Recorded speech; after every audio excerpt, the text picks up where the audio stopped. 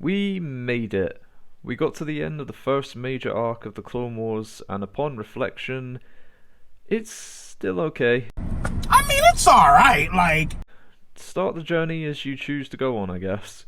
I mentioned in last week's review that I didn't personally love this arc, and I've been back and forth on it since rewatching the entire arc itself, and certainly regarding its strengths and weaknesses with this one, I can firmly say that it's balanced. Perfectly balanced, as all things should be. Part 1, solid character work and fascinating insights into the likes of Plo Koon and the clones. Part 2 is full of cringe-inducing moments that accentuate the worst tendencies to come out from the Star Wars universe. The ability to speak does not make you intelligent. And now we land on Part 3, Destroy Malevolence, that just sits about right. This one doesn't necessarily do anything extravagant compared to a lot of the later content from the Clone Wars series, as it's just a simple rescue mission that has some explosive encounters and a little more insight into Padmé's capabilities. But there was little in the sense of character development, as the focus was solely on destroying the Malevolence and Grievous, with a pinch of Anakin and Obi-Wan's brotherhood peppered throughout. Good job. Now, just to give you all a quick rundown of the episode, this one picks up directly after the previous one, where we see a damaged Malevolence soaring away from their attackers, when we cut to Count Dooku, who set up a decoy to dissuade the Republic's advances to take out the Malevolence. It's revealed that thanks to Big Papa Palps off-screen, he sent Padmé, accompanied with C-3PO, to deal with a treaty dispute, and the hyperspace path that she is brought on brings her out directly in front of the Malevolence and at the heat of the battle. Only when the Jedi realise that she's been brought into the fold, they stop the pursuit, and she's brought on board via the Malevolence's tractor beam. This lights a fire under Anakin's ass and leads him to take Obi-Wan and the Twilight and run on board behind enemy lines to retrieve Padmé. After some back and forth between Anakin and Kenobi through the episode and a little bit with Padmé and 3PO, they eventually find each other at the intersection of the ship that has a monorail set up. That's fucking awesome. But this allows some chaos to ensue where Anakin reunites with Padmé, but Obi-Wan must then try and rescue 3PO, who was separated from her during the fight, but is quickly engaged in battle with Grievous, who chases him across the ship, who is then promptly defeated once again, but we get the first canonical appearance of this gem. Hello there. Here I come. Oh. Here I come. Hello there.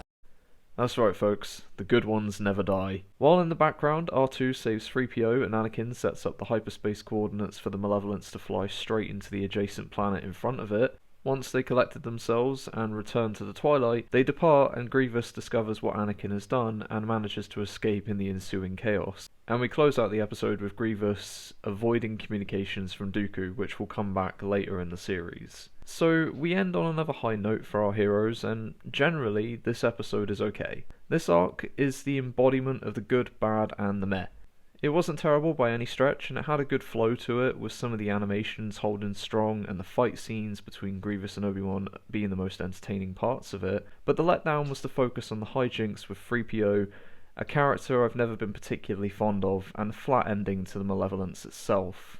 I've mentioned in the Rising Malevolence review that it's very much a precursor to the Death Star, or certainly feels that way, and could have been an effective concept to explore further in the show, like what would have happened if it was used on a planet. But sadly they did away with the idea, and whilst I'm not the biggest fan of the Malevolence itself, as I feel it's personally rather clunky, it was still a cool design, and I would have liked to explore its potential a little bit further. The ways that this series continues to bring Anakin and Grievous almost a door apart from each other, without having them actually meet, is especially good fun, and really good detailing if you are aware of Episode 3 itself. But if you're not, allow me to spoil it here.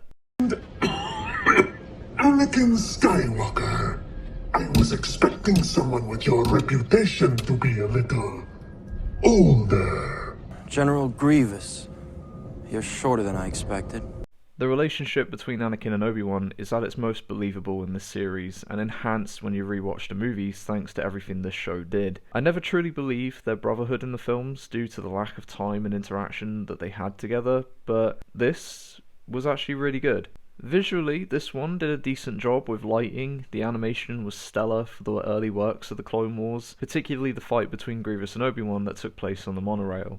But the best part of it was, once more, this. Hello there. To gauge a more comprehensive understanding of Padmé's abilities was interesting. She's obviously proved to be a good shot in the movies and pretty badass at the times in Attack of the Clones, even if it felt a bit clunky at moments.